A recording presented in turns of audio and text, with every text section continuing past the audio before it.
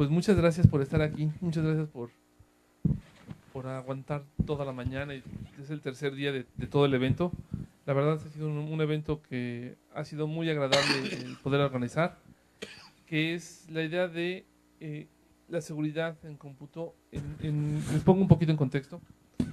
En la UNAM hemos encontrado que tenemos muy buenos especialistas en cómputo en términos de seguridad en varias áreas, pero chistosamente no desarrollamos conocimiento en términos de seguridad en varias áreas, desde la criptografía hasta desarrollo de sistemas en términos de seguridad. Somos o tenemos gente muy buena, de muy alto nivel en términos de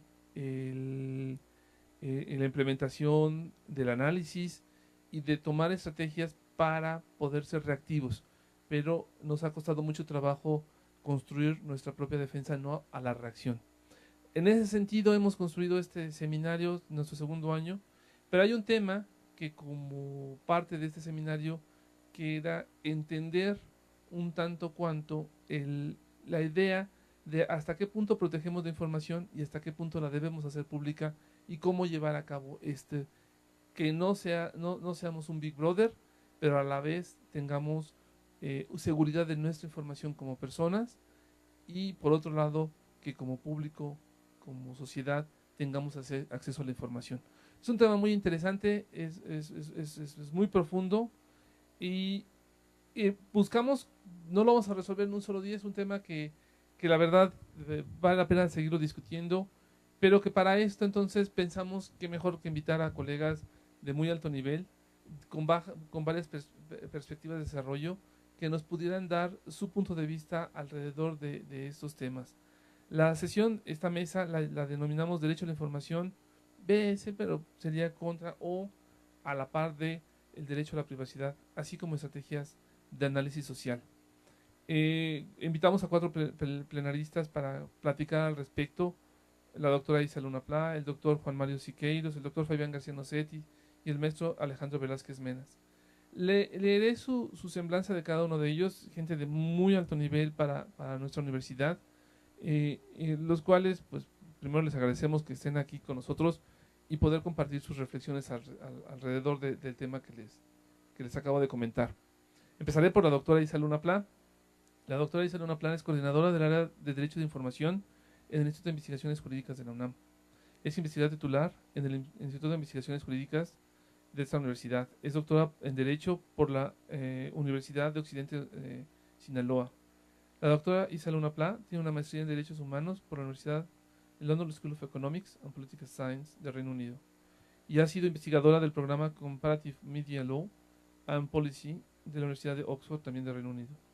A lo largo de 18 años se ha especializado en temas de información y gobierno, así como ha publicado una serie de libros en términos de transparencia legislativa y parlamento abierto, editado por el Instituto de Investigaciones Jurídicas. Transparencia, acceso a la información tributaria y el secreto fiscal, desafíos en México. Así como otros tantos artículos, alrededor de 80, así como capítulos de libros. Es miembro del Sistema Nacional de Investigadores y durante 2010 participó dentro del grupo de expertos seleccionados por la Secretaría Jurídica de la Organización de Estados Americanos para redactar la Ley Modelo de Acceso a la Información y Guía de Implementación. En 2015, la Universidad Nacional le otorgó el reconocimiento de distinción Universidad Nacional para jóvenes académicos por sus aportaciones a las ciencias sociales.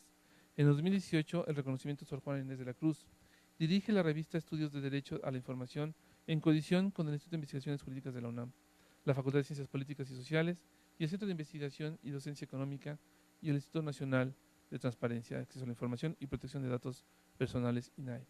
Es coordinadora del Observatorio de la Corrupción y la Impunidad, proyecto con fondos PAPIT UNAM, en conjunto con el Instituto de Investigaciones Jurídicas, la Facultad de Ciencias Políticas y ese instituto, el IMAS, que estudia patrones de comportamiento y en torno a la corrupción y sus impactos. Seguiré presentando a los demás y al final pues, pediré un fuerte aplauso para nuestros plenaristas. El doctor Jesús Mario Siqueiros, antropólogo de formación, con doctorado en Filosofía de Biología, entre 2009 a 2010, director del desarrollo académico de la Comisión Nacional de Bioética de la Secretaría de Salud. De 2011 a 2014, miembro del Departamento de Estudios Jurídicos, Éticos y Sociales de Genómica del Instituto Nacional de Medicina Genómica. Actualmente es investigador del Departamento de Modelación Matemática y Sistemas Sociales, del cual es su jefe de departamento. Entre otros temas, ha publicado y participado en foros relativos a los aspectos de ética y sociales de las TICs y de la web social. El doctor Demetrio Fabián García Nocetti es egresado de la licenciatura en en Ingeniería Mecánica y Electrónica de la Facultad de Ingeniería. Obtuvo los grados de maestría y doctorado en Ingeniería y Sistemas de Cómputo Paralelo y Distribuido por la Universidad de Gales, en Gran Bretaña. Es investigador titular del IMAS y profesor de posgrado en el posgrado de Ciencia e Ingeniería de la Computación y el posgrado de Ingeniería de la UNAM. Es investigador nacional del Sistema Nacional de Investigadores, fue director de IMAS de 2004 a 2012, ha sido investigador huésped por el Instituto Mexicano de Petróleo, del Centro de Investigación e Innovación de la Información y Comunicación Infotec. Actualmente es el coordinador del Consejo Académico de Área de las Ciencias Físico-Matemáticas y de las Ingenierías de esta universidad. Sus líneas de investigación incluyen arquitecturas de algoritmos de cómputo de alto rendimiento, procesamiento de señales, imágenes y control en tiempo real. Ha publicado más de 150 artículos en revistas y memorias indexadas, libros y capítulos de libros. Ha dirigido 25 trabajos de tesis de licenciatura, maestría y doctorado, así como 30 proyectos patrocinados nacionales e internacionales. Es miembro de la Academia Mexicana de Ciencias, de la Academia de Ingeniería de México y actualmente es presidente también de la Academia Mexicana de Informática. Por último, voy a presentar al maestro Velázquez Mena. El maestro Velázquez Mena es ingeniero egresado de la Facultad de Ingeniería de la UNAM, donde se graduó como ingeniero eléctrico electrónico por esta universidad. Obtuvo su grado de maestro en Ciencias de la Computación en este instituto, en el IMAS, en el área de especialización de redes de computadora en cómputo distribuido. Es profesor de tiempo completo de la carrera de Ingeniería en Computación en el Departamento de Ingeniería de Computación de la propia Facultad de Ingeniería. Desde 2011 es el jefe de departamento de la carrera del Departamento de Ingeniería en Computación de la Facultad de Ingeniería. Durante su vida profesional laboró más de 10 años como consultor de la Auditoría Superior de la Federación en Cedesol. Pues un aplauso a todos ustedes por estar aquí presentes. Muchas gracias. Me gustaría empezar esta mesa redonda primero agradeciendo su presencia, empezar un poco en la reflexión de esta idea de la privacidad con la idea del acceso público a la información, para lo cual pediría a la doctora Luna Pla si podemos iniciar. Gracias. Muchas gracias, Héctor, por la invitación. Un placer estar en esta mesa con mis colegas y más estar en el IMAS hablando de estos temas que son temas que tradicionalmente y por desgracia pues los hacemos solamente en ciencias sociales y que es absolutamente insuficiente que las ciencias sociales trabaje aisladamente esta materia. Y eso lo voy a probar por lo que voy a decir a continuación sobre cuál es esta relación entre el derecho a la información y la privacidad y cómo lo hemos abordado desde el punto de vista del derecho y nuestras carencias en esta materia. Lo que tenemos en México son dos tipos de regulaciones, las leyes que regulan el actuar del Estado y la forma en la que el Estado tiene que transparentar la información. Dos anotaciones que hago específicamente por la audiencia y el instituto en el que estamos. Uno es, estas leyes están construidas desde el punto de vista del usuario de la información, no desde el punto de vista de la institución. Y ahí empezamos con el primer problema porque la institución no protege información. La institución solamente está obligada con este punto de vista que está desde la Constitución, ha quedado en los más altos rangos jurídicos de estas obligaciones de transparentar, pero siempre desde el punto de vista del usuario, del que va a solicitar la información o que la va a consultar en los portales de Internet. De esa manera, nuestro marco jurídico de información carece de un sistema de protección de información o de seguridad de información, ya no se diga tecnológica o de cómputo, sino simplemente lógica o analógica en la cual se deba de estructurar un sistema para proteger el acceso de cuántas personas entran a información que es no solamente datos personales como la privacidad, sino también información de seguridad nacional o de seguridad pública, ¿no? El mejor ejemplo que les puedo poner es la PGR en México puede tener muchísima transparencia, tiene un portal de transparencia, tiene mecanismos para hacer solicitudes de acceso a la información, pero no tiene un protocolo de seguridad de la información que tiene que resguardar. Entonces, lo que tienes adentro son guetos internos de poder que detentan información y que desde luego muy probablemente tienen más información que el propio procurador o la cabeza de la institución, que en un orden lógico tendría que ser jerárquicamente el que tenga más control de información, por lo que tiene más responsabilidad. Entonces, aquí para el derecho nos representa un gran desafío porque no tenemos un sistema de responsabilidades cuando información en PGR se perdería o se filtra, de manera que no sabemos pues de dónde salió esa información o esa filtración, y la responsabilidad, que es lo que nos preocupa a los abogados, se diluye, no sabemos efectivamente a quién tenemos que culpar, porque no está un sistema de asignación de responsabilidades y de información atado al riesgo y a la seguridad y a la responsabilidad. Y lo mismo nos sucede, tenemos un marco jurídico muy amplio en materia de privacidad, que es son dos leyes, está establecido en dos leyes, una ley para el sector público y otra para el sector privado, que se les llama leyes de protección de datos personales. Aquí fue la primera vez, que son leyes del 2010 y del 2017. Aquí fue la primera vez en la que jurídicamente, y esto solo porque viene de un debate internacional de seguridad en la privacidad, se pensó en un sistema lógico atado al riesgo y a la responsabilidad. Y aquí sí tenemos no una visión de los usuarios, sino una visión de seguridad un poquito más estricta, pero con muchos desafíos, en la que sí se establecen encargados de información y se establecen las obligaciones de desarrollar protocolos de seguridad de información. Una primera generación de estas leyes en México decía, Fabián se debe de acordar, que tendría que haber niveles de seguridad en la información y que las instituciones de gobierno y privadas tenían que tener softwares especializados para los diferentes niveles de seguridad. Y entonces el primero decía una contraseña y un responsable. El segundo decía un responsable, una contraseña, más información encriptada. Y el tercer nivel de seguridad decía eso, lo anterior, más algo más restrictivo. Operativamente lo que vimos es que no se podía implementar porque era muy caro, ¿no? Y porque las instituciones de gobierno lo primero que decían es, a ver, ¿qué hago? Voy a ponerme a hablar con computólogos y con gente de desarrollo de seguridad, que no sé ni siquiera dónde están, porque como bien decía Héctor Benítez al inicio, en México no estamos generando ese expertise, y si lo generan le va a costar carísimo a la institución, o me preocupo mejor para que no se me inunde la bodega donde tengo todos esos documentos y vamos a generar un foco de infección aquí, ¿no? Entonces, obviamente, pues los pocos recursos que tenían pues, se van a eso, y en el caso de la Ciudad de México, que fue donde se probó este primer esquema de niveles de seguridad, pues nunca se lograron implementar estos niveles de seguridad y los softwares tampoco llegaron nunca, ¿no?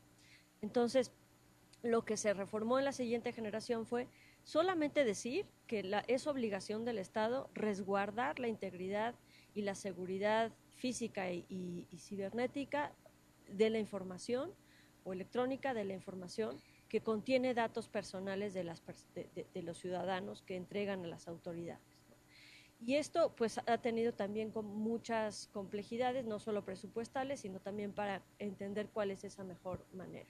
Pero por lo menos tenemos por la vía de una ley la obligación de crear estos sistemas y estos desarrollos de software, y también por la vía legal tenemos la obligación de generar responsables que estén vinculados a estas obligaciones específicamente. Eso no quiere decir que lo hayamos implementado muy bien, de ahí que ustedes seguramente oyen que en el INE la base del registro nacional de lectores pues a cada rato o se encuentra en Amazon, o se encuentra en Tepito, o se encuentra en otro lado. Esperemos que nunca sea nada vinculado en la UNAM, pero es increíble la manera en la que se ha diversificado la existencia de este padrón, ¿no? Que son puros datos personales, los mismos que ustedes tienen en su credencial de lector. Y ¿Qué ha pasado ahí? Pues que el INE impone unas denuncias penales a quien resulte responsable. ¿Por qué? Porque no se ha regulado, no se ha regularizado ni la seguridad en cómputo ni la seguridad jurídica, y los responsables son muy difíciles de encontrar porque la información la detentan muchísimas personas, ¿no? Con este tema de que el riesgo pues no está controlado en esta materia, ¿no? Entonces, solamente para decir hasta aquí, se ha dado prioridad a la publicidad de la información desde el punto de vista del usuario, no desde el punto de vista de las obligaciones de las instituciones de resguardar de información. Y en términos de privacidad, en el sector público estamos muy atrasados en mantener la privacidad y en implementar este tipo de normativas. En el sector privado, lo único que ha pasado es que, como sí tienen más recursos, pues buscan estándares de compliance en esta materia, y hay en México una gran tendencia de compliance que tiene que ver más bien con reglas de ética, con reglas internas, con buen gobierno empresarial, y más por buscar una certificación internacional, y por esa razón es el impulso que lo hace, ¿no? Pues hasta ahí, si quieres, dejo la... Gracias, Isa. Seguiríamos con Jesús. Seguimos una primera reflexión en torno a esta idea con esta muy buena introducción de Isa, ¿no? Muchas gracias. Claro que sí. Y muchas gracias por la invitación a participar en esta mesa. Sin duda, como mencionaba el doctor Benítez y la Luna, este es un tema que amerita muchísima más discusión y nunca es suficiente lo que se hace en ese respecto, ¿no? Entonces, a mí lo que me gustaría es complementar un poco lo que ha dicho la doctora Luna respecto a la relación entre la parte de estrategias tecnológicas para guardar la cuestión de la seguridad, y por el otro lado el papel del derecho, ¿no? Yo lo que quisiera añadir a esto es que desde el punto de vista de las ciencias sociales, concretamente desde los estudios de ciencia, tecnología y sociedad, por ejemplo, la cuestión es que podemos observar el problema de la seguridad desde una perspectiva más de sistema, ¿no? En donde no solamente están participando la parte de desarrollo tecnológico, sino también hay una parte que es fundamental de la parte de derecho, pero también una parte que es así importantísima, que es la parte de la educación de la sociedad respecto a cuál es la responsabilidad que tiene, decía la doctora Luna, respecto a cómo la responsabilidad en términos de privacidad, si mal no recuerdo, recae en los usuarios, en los individuos, ¿sí? Pero los individuos nunca están enterados de que tienen esa responsabilidad. El punto es que como sociedad por lo general, nos gusta delegar ese tipo de responsabilidades a otras entidades, en particular puede ser a las empresas o a los que están resguardando la información por parte del gobierno, ¿sí? Pero pocas veces nos hacemos responsable del manejo que hacemos de nuestra propia información, ¿no? Y en ese sentido, las estrategias de seguridad o de manejo de la información y privacidad debe ser un asunto mucho más integral, ¿sí? Hay un ejemplo, parecerá un poco extraño, pero es paralelo a la cuestión lógica que mencionaba la doctora Luna respecto a quién se le atribuye la responsabilidad. Y esto es en el ámbito del manejo de la basura. Por eso digo que es un ejemplo un poco extraño, ¿no? Pero resulta que en el ciclo de producción y de reuso y de manejo de la basura, generalmente a quien se le da toda la responsabilidad es al productor más básico de la basura, que es decir, somos nosotros, ¿no?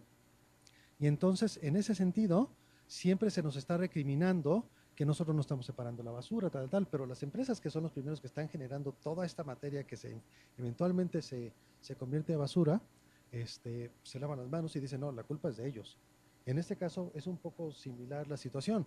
Es decir, o sea, si por ejemplo nos roban los datos de la tarjeta de crédito u otro tipo de datos personales que metemos en las redes sociales, que metemos para comprar en Amazon o comprar en cualquier otro sitio de comercio electrónico, parecería que en cierta medida nosotros siempre somos los responsables un poco del mal manejo de no leer todas las cláusulas que nos pone Samsung o Amazon o quien sea, ¿no? Y que estamos firmando quién sabe qué cosa, ¿no? El punto al que quiero llegar simplemente es que esta es una cuestión que responde más a un ecosistema y de distribución de riesgo, de riesgos y de responsabilidades, ¿no? Y que implica que sin duda la sociedad tome un papel mucho más activo en hacerse cargo y en gobernar el manejo de la información, ¿no? Muchas gracias, Jesús. Interesante la idea desde el punto de vista de ahora de la educación.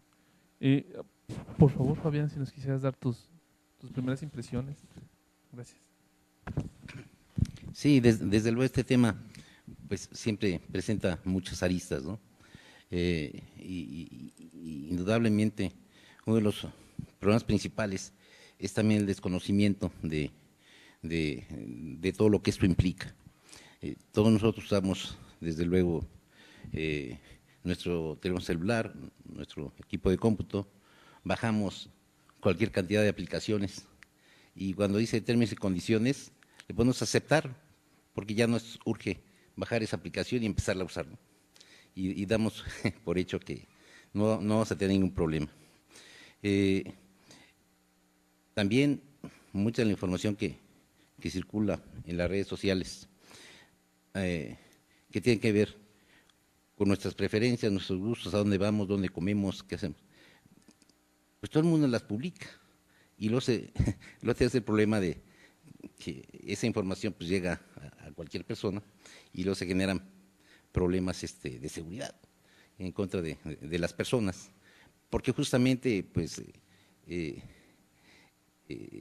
sector que está del lado de criminal pues conoce toda la información de la familia, de tus hijos, de tu esposa, porque además todo se publica en las redes sociales.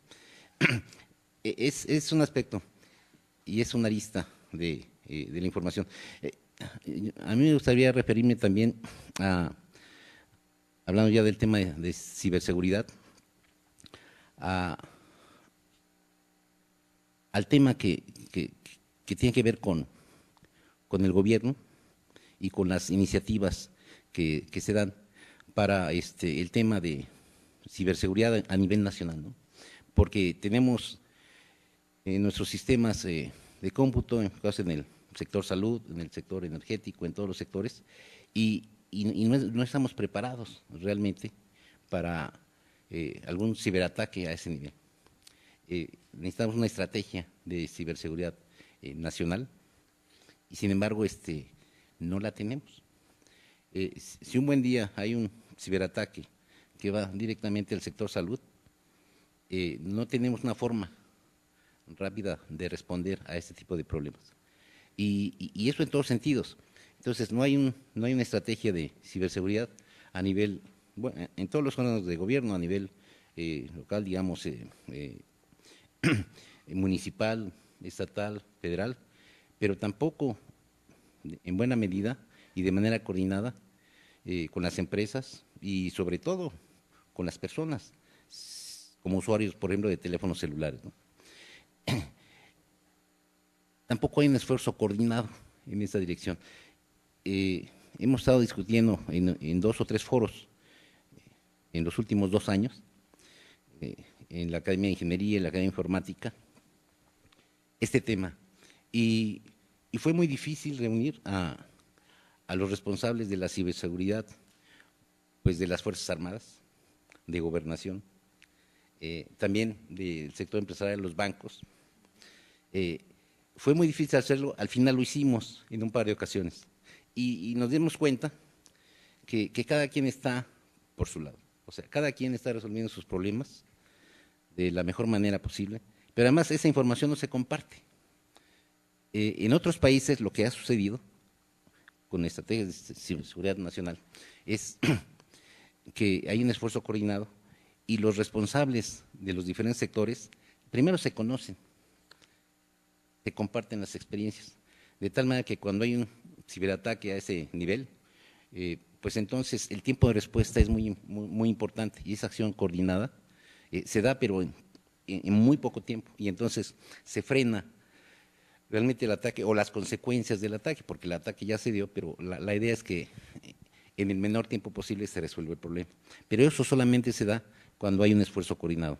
Entonces, lo que pasa en nuestro país es que no tenemos una estrategia de una ciberseguridad nacional y un esfuerzo coordinado de todos los actores importantes. En el caso de los bancos, pues también se dan ciberataques todo el tiempo. Lo que pasa es que luego no nos enteramos, porque pues es mala publicidad para los bancos o las empresas en ese sentido. Sin embargo, se dan todo el tiempo. En una de las charlas que se dieron antier, que dio el maestro Roberto Hernández, pues hablaba del tema del ransomware y del WannaCry, de todo este ataque que se dio a nivel de todos los países. Rusia, México fue desde luego, en el caso de América Latina, el más afectado en ese sentido, pero otros países también, China, Rusia. Y sin embargo, el tiempo de respuesta en el caso de México fue realmente muy lento, pero en buena medida porque no se tiene, digamos, la coordinación necesaria para actuar en conjunto y sobre todo con la experiencia compartida de todos los actores para tener un tiempo de respuesta en esta dirección. Y esto es muy importante porque si nos vamos al terreno de los temas estratégicos, las plantas de producción eléctrica, el sistema de salud, el sistema financiero, pues son desde luego sectores muy importantes y que pues están desprotegidos virtualmente, ¿no? Y obviamente pues eso nos afecta a todos, ¿no? Entonces, así como nos afecta directamente el tema de seguridad a nivel personal, pues a nivel de país nos afecta a todos directamente, ¿no? Bueno, ahí lo dejo. Gracias, Fabián. El panorama se pone interesante, creo yo. Decía Isa que es un problema de que las instituciones no están en una idea muy clara de cómo se va a proteger, porque solo estamos enfocando en el ciudadano. Pero decía también Jesús hace un momento, pero nos falta educación desde el punto de vista del propio usuario. Y el problema es un problema libre de escalas, según Fabián. Es decir, no es la persona no es una persona que va a atacar una región o un estado, sino va a atacar y va a violar. Y puede ser una persona, una región, no sabe. Y no, eso es lo peor, porque ni siquiera sabe. ¿Cuáles son tus reflexiones en ese sentido? Alejandro, si nos puedes compartir.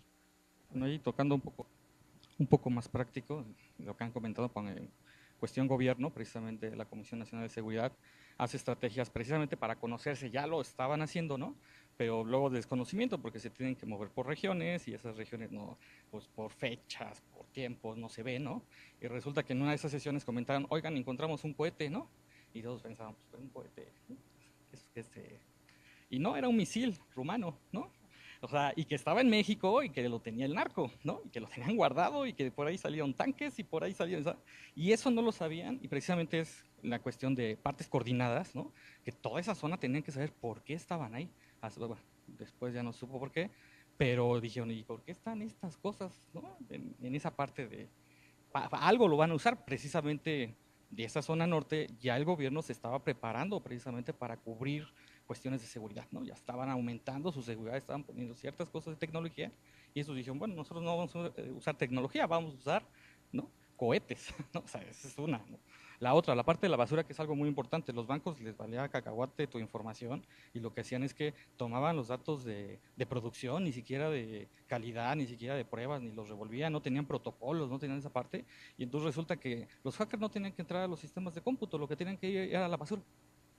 Iban a la basura y entonces si se quejaban algo, pues la basura, ¿de quién es la basura? De todos y de nadie. Entonces si yo encuentro la información de tu cuenta bancaria, de tu contraseña, de password, eso es en la parte de información personal. Ya si nos vamos más arriba, pues venían las contraseñas de las bases de datos de los sistemas, cuáles eran las direcciones IP, con qué usuarios, ¿no? Entonces, obviamente les empezó a pasar eso y dijeron, pues, entonces, y eso era negocio. y entonces empezaron a cambiarlo, ¿no? En respecto. Y por otro lado del gobierno que comentó por el doctor Fabián, pues lo mismo sector salud, ¿no? El sector salud es uno de los que tiene mayor información por las aristas que veas, ¿no? Información personal que es privacidad para el usuario que a él le importa.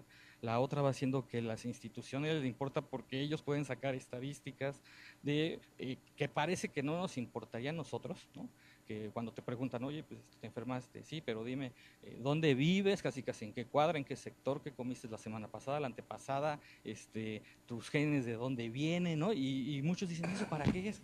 Pues resulta que eso te va dando estadísticas, te va dando datos para ver si eres propenso a algo o no, ¿no? Pero eso lo ven de manera masiva. Entonces eso pues, para ti dices, pues eso, o sea, a mí me duele la cabeza, me duele el estómago, cúrame, ¿no? No me importa, pero para ellos ya lo están viendo más allá. Y en ese momento, ¿no? Ya la institución le importa, pues primero estrategia para ver cómo manejan la parte de salud, ¿no? Pero los laboratorios eso lo ven de otra manera, pues comercial, porque pues dicen, pues entonces ya sé a qué medicamentos voy a transmitir, ¿no? Y obviamente otras personas van a ver esa información, no tanto del usuario, pues para hacer la parte del negocio, ¿no? Y entonces empieza el pleito, porque los registros nacionales empiezan a funcionar, pero nadie quiere pues, trabajar, ¿no? O sea, la información, ¿quién la va a guardar? El doctor no está ocupado, el laboratorio está tal, ¿no? Pero al final de cuentas, cuando ya está el producto, ¿no? Pues esas bases de datos valen millones de pesos, ¿no? O sea, ha habido casos que hay habido personas que se van con la información porque no la dan, ¿no? Y entonces empieza la regulación y dice, pues yo no firmé nada, ¿no? Tanto mío, y es de todos, ¿no? O sea, no, pero que no la puedes usar, pero ahí está. Entonces, si empiezan a ver, todos esos puntos pasan ahorita, o sea, estos son de hace 2, 3, 5 años y que no ha habido una regulación, ¿no? Gracias, Alejandro. Yo me quedaría con esta idea, a ver, nadie hace nada, la palabra que usó Alejandro, nadie hace nada. Yo creo que, y ahí es ahí donde creo me gustaría ir como que construir, porque tal vez es que no hagan nada, es que no saben qué hacer. Y está en este sentido lo que decía Isa, es decir, no hay un marco regulatorio que te diga claramente el protocolo para tener información. Te decía Fabián, bueno, pues puedes cubrir tu información de la tarjeta. Otro punto que ella tocó perdón, rápidamente, ahí también, la parte de la regulación de los derechos, ¿no? Por ahí precisamente esa agencia de investigación ya podía rastrear, tenía un software para rastrear con los celulares para ver dónde mandó mensajes, llamadas, empezar a hacer triangulaciones y entonces dice, esta persona, según no tiene vínculo con la otra, ¿cómo no? Porque ella le habló a otra persona y la otra persona le mandó un mensaje y entonces han encontrado bandas de taxistas que roban a la gente, parte del narcotráfico y demás. Y entonces, en esa parte, no hace nada, ya había software, pero luego viene la parte de derecho, ¿no? Que ahí maneja de que quiero tener esa información para que me la des y lo pueda procesar, y entonces el derecho no sabe cómo, o sea, le tiene que dar sus tiempos, ¿no? Dame 15 días y tiene que ir con un abogado y entonces la parte de policía. Entonces empieza todo digamos, hay cosas, no es que se haga nada, hay cosas, pero llega un momento regulatorio que el camino que se tiene para ello es muy largo, muy, muy, muy largo. Perdón.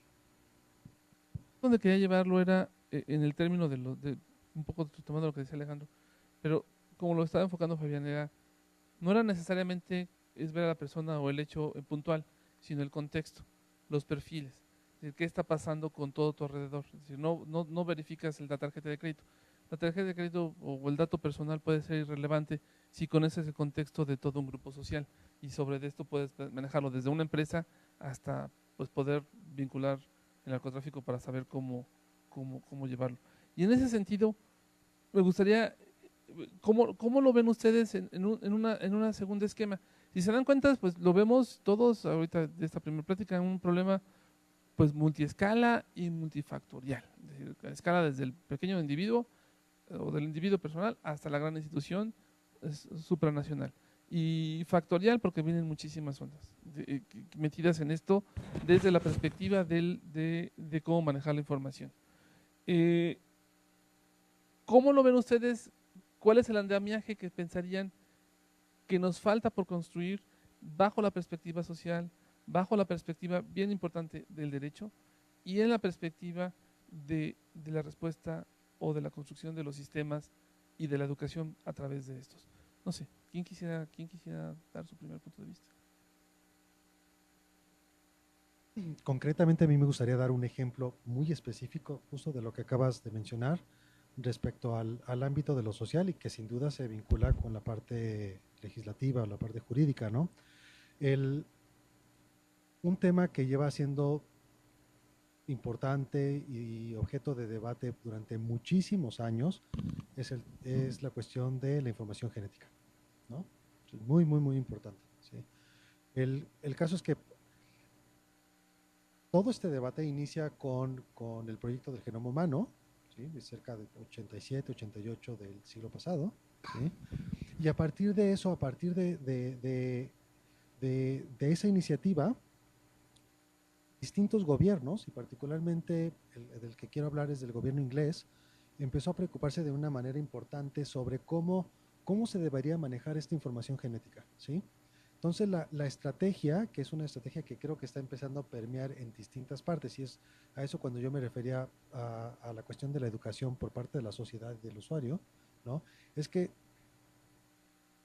la gobernanza de este tipo de información, si pensamos que esta información es un tipo de bien público, ¿sí? debe ser implementada, desarrollada a partir de los distintos actores, como mencionaba el doctor García Nocetti, ¿no? Y en ese conjunto de actores importantes, pues no puede quedar fuera la sociedad y quienes son los que de quienes se está tomando los datos, ¿no? Hace un momento se mencionaba la cuestión de, bueno, de quién es la información, es del usuario. O sea, si a mí me hacen una genotipificación, ¿no? Los datos sobre mi genotipo son míos o son de la empresa que lo sacó o son del sector público, ¿de quién son? ¿No? El caso es que lo que hizo Inglaterra fue formar lo que ellos llamaron precisamente grupos de gobernanza, en donde sí tenías a una parte de las farmacéuticas, pero también tenías una parte importante del gobierno y sobre todo tenías una parte de la sociedad civil participando en cómo se iba a manejar y cuáles iban a ser las reglas claras de manejo de esa información, ¿no? ¿Cómo se van a compartir? El caso de la información genética es un caso muy bonito porque tiene este doble aspecto de la navaja, ¿no? Por un lado, tienes toda esta cuestión que es que en malas manos, como el ejemplo que pones hace un segundo, podría generar un gran problema. O sea, no solo la cuestión de, bueno, de hacer negocio, que el caso claro que tú ponías, pero tradicionalmente otro de los problemas que se ha visto de manera importante respecto a la información genética, bueno, pues es lo que está vinculado con los seguros, ¿no? O sea, ¿qué tal que esta información cae en manos de los seguros y identifican que esta población o incluso este individuo es propenso a desarrollar diabetes, entonces, o cierto tipo de cáncer, o un caso así clásico es el mal de Huntington, ¿no? O sea, hay una secuencia muy clara que si tienes una repetición de ciertos nucleótidos, tal, demás, seguro te va a dar Huntington, ¿no? Entonces, los seguros van a hacerte tu seguro ad hoc, ¿sí? Okay. O no te lo van a dar, que esa es claro la otra situación. Ahora, por el otro lado, es que esa información, si es bien manejada, puede ser pues, de gran ayuda porque incentiva la investigación para dar cura o solución a un montón de enfermedades, ¿sí? Entonces, por eso es tan importante la participación de la sociedad, como lo plantearon los ingleses, en esos órganos de gobernanza, ¿no? Para que nadie quede excluido en cómo se debe manejar esa información y que todo el mundo, de nuevo, tenga una responsabilidad compartida sobre esa información, ¿no? Muy bien.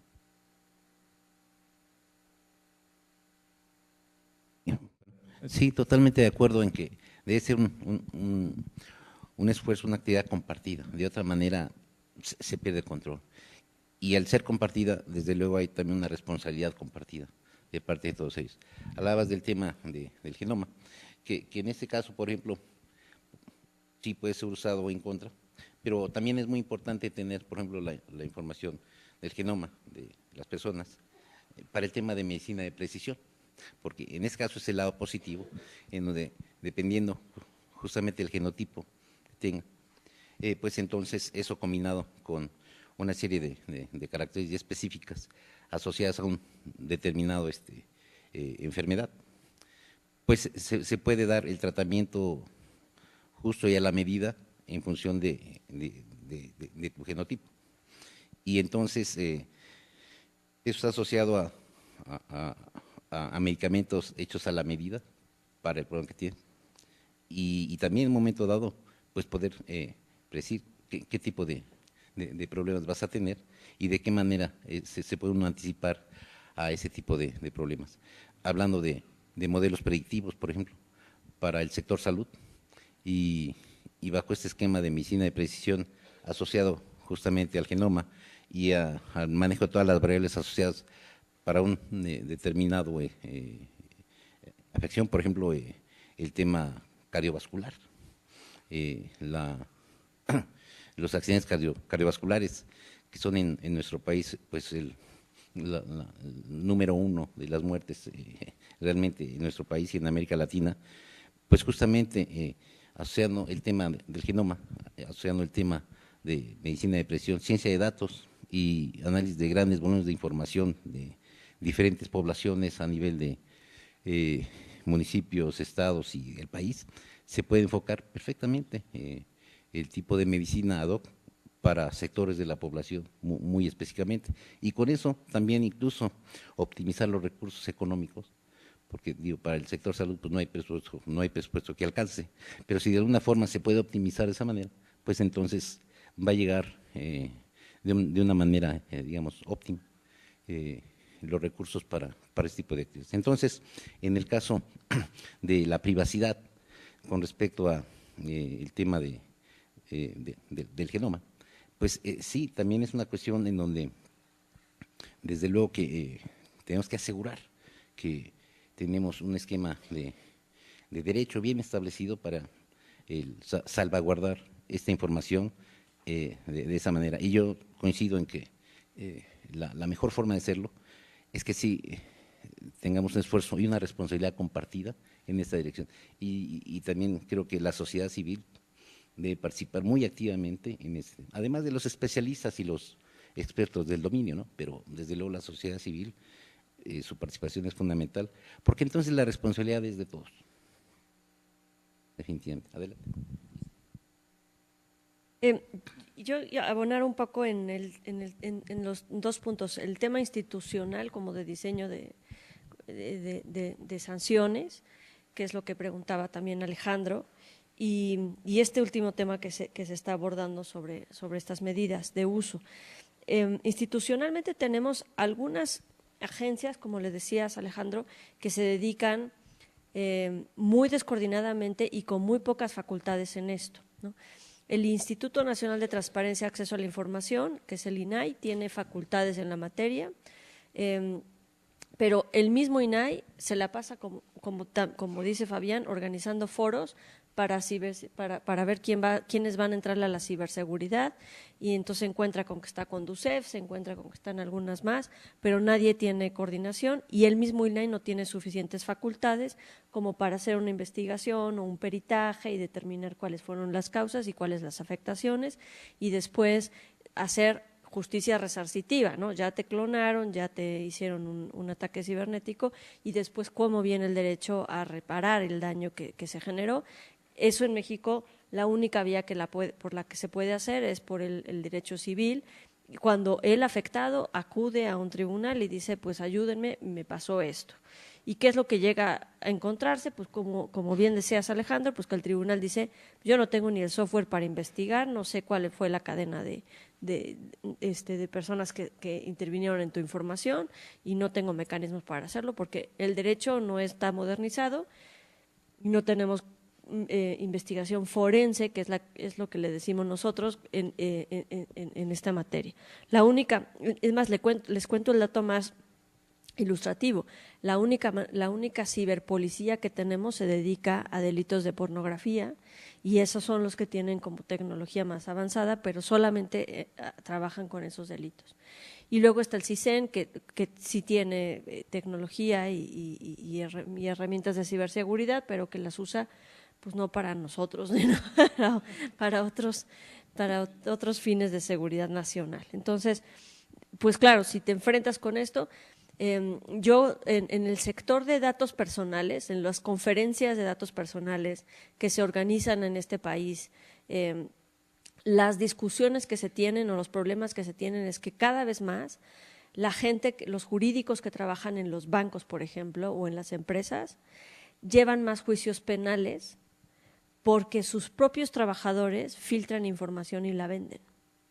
Y entonces ellos mismos no lo ven como, o sea, claro, tratan de buscar mecanismos de ciberseguridad hacia dentro de los bancos, pero claramente como el mercado es económicamente tan atractivo, son sus mismos empleados de los bancos los que están siendo procesados por los mismos empleadores para llevarlo a cabo. Entonces los juicios de demanda son larguísimos y de ahí que pues, muy poca gente, como bien decías Alejandro, pues salga sancionada en esta materia, ¿no? Y lo otro también es que hay con lo que decía Jesús Mario y Fabián, hay una reticencia gubernamental también a usar estos sistemas. Lo vimos con la cédula única de identidad, o sea, totalmente lo contrario que contó Jesús Mario en Inglaterra. Aquí se intentó hacer una cédula única de identidad, recayó en la materia en la Secretaría de Gobernación. La Secretaría de Gobernación determinó empezar a recabar la información de los menores de edad, ¿no? Se acordarán. Yo sí escondí a mi hija, esa época no la saqué a pasear, nada pasó, ¿no? ¿Por qué? Porque efectivamente no hubo ni una recabación legítima, jurídica, ni segura de los datos y después el proyecto se truncó porque tampoco hubo compromiso político y después lo que pasó fue que el INAI se encontró que toda esa información no se había destruido y que estaba en manos de no sabemos quién, que sí habían pasado muchos niños y niñas por ese registro. Y lo único que hizo fue recomendar que se destruyera. Ninguno de los funcionarios públicos involucrados cayó en ninguna irresponsabilidad. Entonces, hay un problema también como de corrupción detrás de todo esto, ¿no? Y lo vimos, y este es mi último ejemplo, con el expediente clínico o expediente médico electrónico, con las grandes posibilidades que se podrían hacer, incluso para usar estos expedientes médicos o clínicos para combatir fuga de medicamentos, malos diagnósticos, negligencia médica, todo eso que se usa en otros países, como Inglaterra, por supuesto. Aquí se dijo, no, mejor no lo usemos porque entonces nos van a poder decir que fuimos negligentes, que estamos siendo corruptos, que estamos difundiendo información, distribuyendo medicinas donde no van o vendiéndolas ilegalmente. Entonces, hay también un tema mucho más profundo para implementar esto que también se presenta como barreras. Es muy interesante, gracias Isa. Alejandro, ¿algún comentario quisieras? Otro más para acá, otro caso más. Si lo vemos igual, la parte de turistas, ¿no? Si lo vemos esa cuestión que parece que es una información pues no relevante o demás, ¿no? Precisamente como lo comentó ahorita la doctora, pues resulta que las aerolíneas pues no le pasa a los gobiernos, o al menos al de México, la información precisa. No necesitas saber el nombre detallado, ¿no? Sino simplemente dime cuántos son extranjeros, cuántos son nacionales. Porque pues aquí se aplica un impuesto, que ese impuesto se va a la Secretaría de Turismo, a la parte de Gobernación y apoya toda la parte del sector salud, ¿no? Entonces ahí se dan cuenta que empiezan a ver los números, ¿no? O sea, cuántos aviones entran en la Ciudad de México, cuántos aviones diarios entran en la ciudad de Cancún, ¿no? En fechas vacacionales, cuántos no entran, cuántos cruceros, ahorita estamos hablando terrestres, cuántos cruceros, y resulta que cuando saca migración, ¿cuántos entraron? Resulta que en un avión de 400, ¿no? Entraron 20 extranjeros, ¿no? Y esto es un impuesto, que aún así el impuesto es muy alto, pero imagínense que ese impuesto fuera del 80% de la capacidad o casi del 100% de la capacidad, ¿cuánto no se maneja? Y ahí hay un problema porque la información la tienen las aerolíneas, no la tiene la parte del gobierno y no se la pueden pasar, ¿no? Y como comentaba la doctora, pues que precisamente la parte, ya lo identificaron, es la parte interna, que lo que dicen es, pues no digas que son 200, di que son 30, ¿no? Y nosotros te damos, ¿cuánto ganas? Tanto, te pago el doble, ¿no? O te pago 1.5 más de tu sueldo y nada más tienes que decir ese dato. Y se dan cuenta, entran los nuevos empleados, resulta que entran de la cantidad 200, 300 extranjeros y de repente en 1 o 2 meses caen, ¿no? y es una cantidad exorbitante. O sea, si hacemos las multiplicaciones de cuánto es el impuesto por persona por avión, es impresionante, ¿no? Y eso se queda a las aerolíneas. ¿Qué está pasando en la parte de los gobiernos? Que ya están haciendo una estructura, un software que pase la información y que digan, bueno, al menos no sabemos que seas, no necesitamos tu información, lo que necesitamos es si cuántos son nacionales, cuántos son extranjeros, y aparte hacemos una cuota porque ¿quién gana esa información? Pues las aerolíneas, ¿no? Otra vez una parte de negocio. Gracias por el ejemplo. La verdad es que no lo sabía que estaban así, pero bueno, es interesante. Y yo me gustaría, porque una parte que ahorita mencionó Isa, que lo rescato con Fabián, es la parte de la certeza. Es decir, darle certeza a la gente. Si la gente, el ejemplo que ponía Jesús hace un momento, el de Reino Unido, mucho tiene que ver la certeza con la información y cómo tú como usuario sientes que tu información es segura o te sientes claro en qué se va a hacer. Bueno, si quieren podemos ahondar platicando con una empresa AXA, pero en Reino Unido, con uno de los CEOs de esta empresa, me decía, no necesitas tener toda la información, solo con el 5% de la población puedes monitorear qué tipo de genética tienes y sobre eso ver qué seguros vendes. Es decir, y eso lo podemos hacer ya. Me decía que ya lo habían hecho. Bueno, y eso ya pues incrementa la sensación de falta de protección del propio usuario, ¿no? Pero bueno, el hecho de esta idea de por dónde construir, yo creo que entonces regresamos a esta idea de los ejes, es decir, está un eje en donde dar certeza jurídica de algo que no conocemos, pero si lo dejamos pasar, el problema es que esto nos va a llegar cada vez de mayor fuerza por parte de otras sociedades, de otros lugares, en otras circunstancias, y vamos a perder el control de nuestra propia información, porque al final de cuentas, pues si no damos nosotros certeza en esto y no generamos estándares de información, va a llegar de nuevo en una suerte de empresa de seguros y nos va a dar el estándar que ellos traen y nos va a decir cómo catalogar y cómo manejar la información y no nos va a preguntar en ese sentido que construimos alrededor. Es decir, está la parte jurídica, el eje jurídico, está la parte de gobernanza, que va a ser muy importante en los próximos años, y no esperar que el gobierno, yo creo que ese es el gran punto, no esperar que el gobierno nos indique por dónde caminar, sino es a través de la sociedad civil, de nuestra propia universidad, de las propias academias, en cómo construir esa gobernanza, en cómo construir estos factores de comunicación que bien mencionaba Fabián. Tenemos un sector de seguridad que no se conocen o no se quieren conocer o no se comunican de manera institucional. Tal vez de manera personal sí, el ejército, la marina, tal vez si tengan información, pero es a título personal, no a título institucional. En ese sentido, ¿cómo ven ese andamiaje que deberíamos estar desarrollando entre todos nosotros, como sociedad civil y como universidad? No sé si quisieran unos 5 o 10 minutos que andamos en este tema. No sé. ¿Quieres tú vas? Sí, por favor.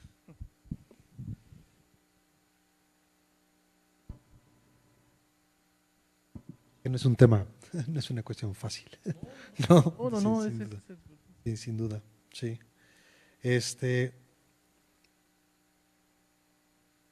No sé, yo creo que quería hacer énfasis como en un aspecto que creo que no mencionamos y a ver si podemos como regresar a lo que tú estás preguntando, ¿no? Es que todo este tiempo hemos estado hablando como de parte del gobierno, como alguien que está resguardando la información y estamos hablando de los usuarios, pero alguien que creo que estamos dejando de fuera, aunque lo hemos mencionado muy poco con la cuestión de la farma, ¿no? Es más bien a los productores de la tecnología, ¿no? Y por el otro lado a los proveedores de servicios, que también están involucrados en el manejo de un montón de información personal. Y mencionamos así muy rápido la cuestión de las redes sociales, pero precisamente para esta mesa había estado checando todo este debate que está teniendo lugar en Estados Unidos sobre el papel de las empresas que están generando el software, que están generando hardware, que de alguna manera inciden o tienen un papel importante en la violación de la privacidad de las personas, ¿no? Entonces, en particular, creo, porque no me acuerdo bien de los nombres de todas las empresas, una que es clásica es Cisco, que todo el mundo la conoce, ¿no? Otra que se llama Blue Coat Systems Inc. y otra que es Naru, que es una subsidiaria de Boeing. Todos ellos generan software que o bien bloquean contenido en la web para los ciudadanos de distintos países, ¿no? Quienes compran este servicio, o para espiar a los ciudadanos, ¿sí? Y todos ellos abiertamente lo hacen. O sea, esta subsidiaria de Boeing le vende software a Egipto. En el caso de Blue Coat Systems, a Siria, y Cisco a China, nada más y nada menos, ¿no? ¿Ok? Entonces, en toda esta ecuación, en todo este ecosistema del que estaba hablando al inicio, estos son actores que no pueden quedar fuera de la toma de decisiones y de la responsabilidad, ¿no? Y todo esto se vincula con yo entendería, no sé lo que diría Isa, con incluso huecos dentro de la misma legislación, ¿no?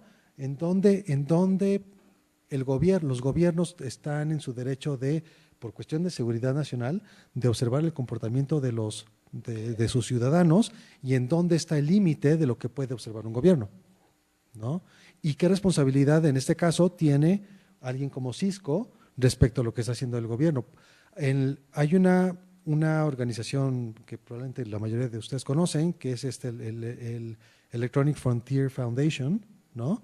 Ellos, por ejemplo, están proponiendo, y tiene que ver ahora sí con la parte de gobernanza y con la parte social, y lo que puede ser una universidad como nosotros, utilizando gente experta en este tipo de temas, es una política de conoce a tu cliente, ¿no? O sea, como productor de tecnología, es muy importante que tú conozcas a tu cliente para que no te laves las manos a la hora de, yo no sabía que era para espiar a los ciudadanos, o yo no sabía que era para bloquear cierto tipo de contenidos en la web para que los ciudadanos no se han enterado de lo que está comentando sobre lo que pasa aquí en otras partes del mundo, ¿no? Entonces, lo que quiero decir ya para cerrar un poco esto y regresando a la pregunta de cuál sería este andamiaje, yo siento que alguien, por ejemplo, como la universidad, juega un papel fundamental en establecer puentes, ¿no? En establecer puentes para traducir distintos lenguajes entre el lenguaje de los que están produciendo la tecnología. Isa pone un ejemplo muy claro de que no quieren hablar con los que están desarrollando el software porque tienen que resolver que no se les inunde la bodega, ¿no? Pero la gente de la universidad sí puede establecer ese puente para generar un diálogo entre los distintos actores y generar estas condiciones de gobernanza, ¿no? Yo también quizás abonar un poco que para el derecho siempre ha sido pues no un dilema, porque es más bien muy claro. O sea, la tecnología siempre va a ir más adelante. De hecho, les cuento una historia muy frustrada de nuestro gremio. O sea, hubo gente que se trató de dedicar a algo que le llamaban la informática jurídica y cosas así, y la verdad es que se quedaron tan anacrónicos porque se dieron cuenta de que con un software podías regular, por ejemplo, contenidos audiovisuales para niños y niñas, y no necesitabas unas leyes muy sofisticadas para determinar si sus derechos frente a los padres y la información y tal. Entonces hay muchas soluciones que el derecho de plano dice no hay manera de que nosotros le entremos, que mejor le entre un software y que se regule. Pero sí hay límites básicos que las empresas de desarrollo de software y también las empresas que recaban datos personales tienen que cumplir, y que el derecho sí los establece muy claro. En Estados Unidos, donde está que es la sede de varias de las empresas que mencionaba Jesús Mario, hay una agencia que se dedica a ponerle solamente un marco jurídico mínimo de actuación y que le obliga a que tenga políticas de privacidad, ¿no? En este caso, el marco mínimo les obliga a estas empresas a que no le pueden vender ese software a cualquier persona, sino solamente a los gobiernos. Entonces, estas empresas, por ejemplo, y que además tienen que rendir cuentas, esa es otra de las obligaciones jurídicas, ¿no? Entonces, por eso Pegasus sabemos que se le vendió a qué gobiernos y qué gobiernos lo han utilizado, y de ahí que pudimos conocer, pues, si México lo tiene y lo adquirió, para qué lo usó, y hasta ahí ya no nos quedamos, ¿no?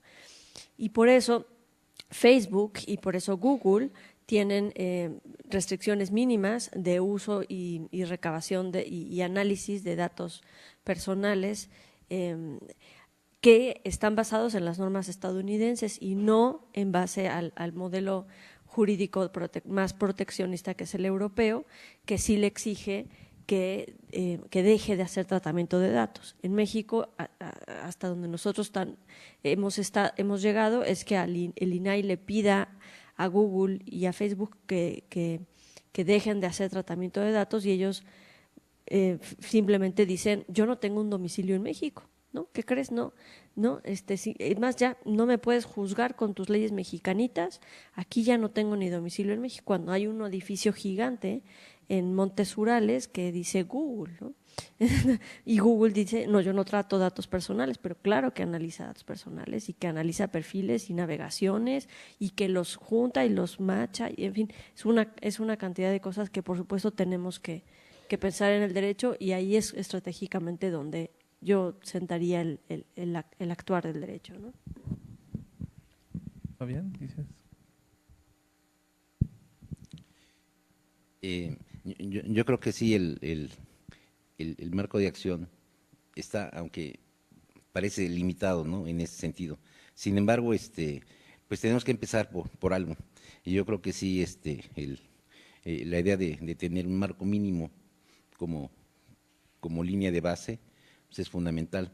Pero sí creo que en este esfuerzo que se empezó a hacer de poder coordinar a los principales actores en el tema de ciberseguridad, como ejemplo, sí funcionó que fueron las academias las que lograron como ese acercamiento. Y porque las academias, y en este caso, pues, no están representadas, desde luego, pues, la gran mayoría de las instituciones de educación superior de mayor prestigio en el país, pues tienen esa autoridad moral y esa credibilidad que yo creo que debemos explotarla. Y sí, definitivamente, si tenemos esa credibilidad y ese poder de convocatoria, pues debemos aprovecharlo y justamente orientarlo en esta dirección. Y yo creo que, aunque el panorama pues parece, o les parecerá, sobre todo en este caso a los más jóvenes de este auditorio, yo creo que tenemos todavía mucho camino que recorrer, pero yo creo que tenemos, hablando con optimismo, todavía varios frentes en los que se puede trabajar en esa dirección. Muchos países empezaron también así, ¿no? De hecho, empezaron con ese mismo tipo de problemas. Y yo creo que tenemos que aprender también de algunas experiencias que se han dado y desde luego considerar que, pues, adaptarlas a nuestra realidad, a nuestra situación. Pero yo creo que sí tenemos la oportunidad de trabajar en conjunto y sí, el sector académico, estas academias, servir como esa interfaz, como ese puente que ya se ha mencionado, para que los otros actores importantes que están en esta temática, pues coincidan, se coordinen esfuerzos y se hable y se platique en estos foros, a pesar de que se han hecho pues, un número de ellos, creo que han salido algunos resultados importantes. Y bueno, al menos creo que los responsables de la seguridad de estas entidades, pues ya algunos no se conocían, ahora ya se conocen, o por lo menos ya los conocemos nosotros también, ¿no? Y sí se establece un canal de comunicación. Y en ese sentido, cuando se tiene una emergencia, pues entonces se sabe, por lo menos a quién recurrir, ¿no? O tomar una opinión de alguna persona especializada en este terreno, de alguno de los sectores, y yo creo que ese esfuerzo hay que hacerlo. Pero sí, debemos participar todos, y nosotros también tenemos ese compromiso de poner nuestra participación, de participar en ese sentido, poner nuestro grano de arena y aprovechar esa todavía autoridad moral que tienen las entidades académicas con respecto a otras, ¿no? Ok. Gracias, Fabián. Alejandro, ¿algún comentario que quisiera? Gracias. Rápidamente, bueno, estoy de acuerdo que tiene que ser la parte de puentes porque precisamente las empresas que van manejando lo manejan de dos cosas. Una manejan recursos humanos, a final de cuentas la universidad sabe de esa tecnología, ¿no? Y bueno, y eso hace que pues, si le llegan a cambiar algo el software, eso, pues ellos van a saber si funciona o no funciona.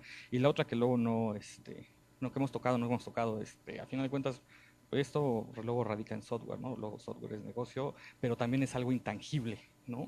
Entonces ahí empezamos a que pues a mí el software no me puede costar, ¿no? Y entonces yo ya lo siento, lo intuyo que eso ahí empieza que está mal. Entonces como yo no lo tengo tangible, puedo pelear porque se me cayó mi celular por el hecho de físicamente, no tanto por el software, y entonces eso hace que no valga nada por ser intangible. Y entonces a partir de eso el usuario dice, pues como no vale nada por el software, porque pues, no lo tengo físicamente, ¿no?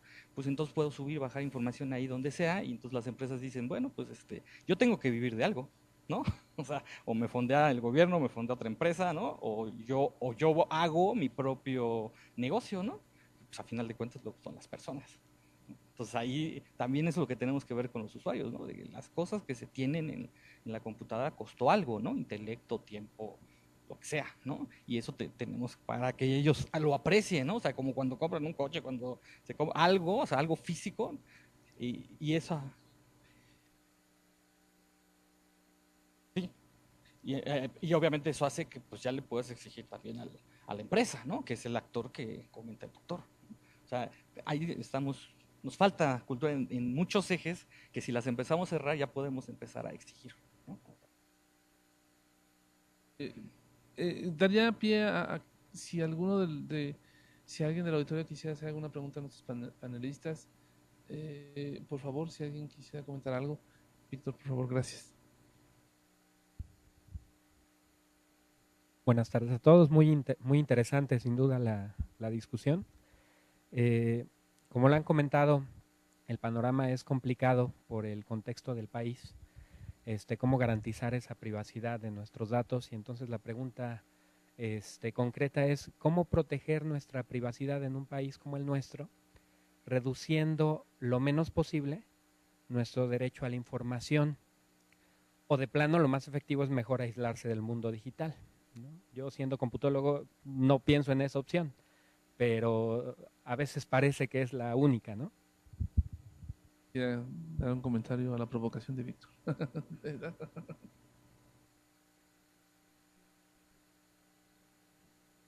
Pues lo que el derecho entiende por derecho a la información es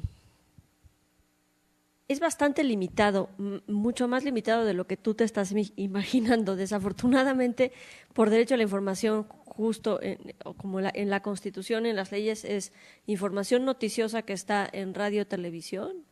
Eso todavía existe, perdón.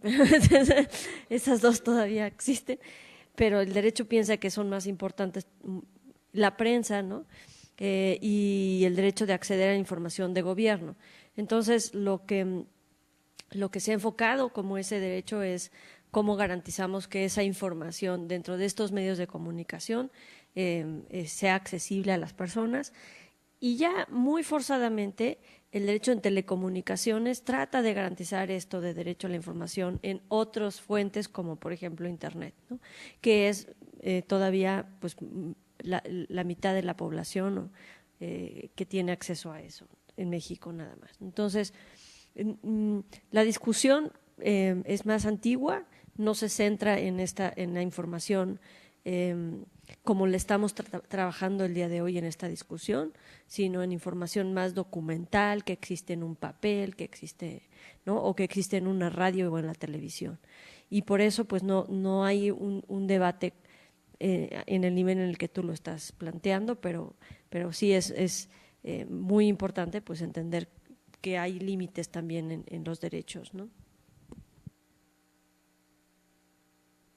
Bueno, nada más es una reflexión rápida. Siento que hay dos ámbitos. Por un lado está la cuestión que tiene que ver con el acceso a la información, y entendería que es acceso a la información pública, siempre, ¿no? Y por el otro lado tienes una tensión respecto a la protección de la privacidad. Entonces, la cuestión es tú puedes como sociedad decidir a lo mejor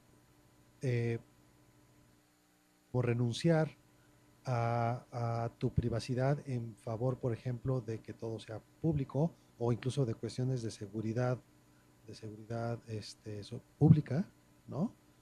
Eh, y bueno, yo creo que como sociedad el debate está justamente en donde decides poner el límite entre uno y lo otro, ¿no? Y sin duda, de nuevo, o sea, con lo que he insistido todo este tiempo, es que necesitas que la sociedad se involucre, ¿no? O sea, no hay otra manera. Tocándolo así, y lo podemos ver con seguridad, ¿no? O sea, en un lado pueden estar asaltando y asaltando y asaltando, ¿no?